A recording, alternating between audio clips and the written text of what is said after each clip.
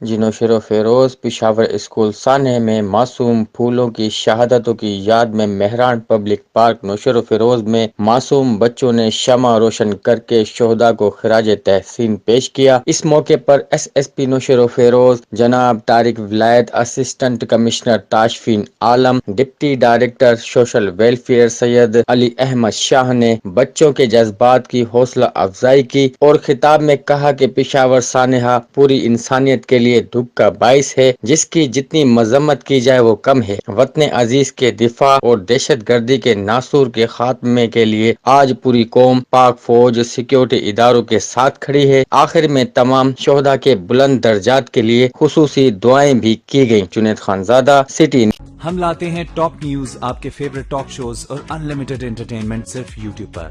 اگر آپ نے ابھی تک ہمارا چینل سبسکرائب نہیں کیا تو ابھی سبسکرائب کریں اور بیل آئیکن کو کلک کر کے ہماری لیٹسٹ ویڈیوز کے بارے میں اپڈیٹ جانیں۔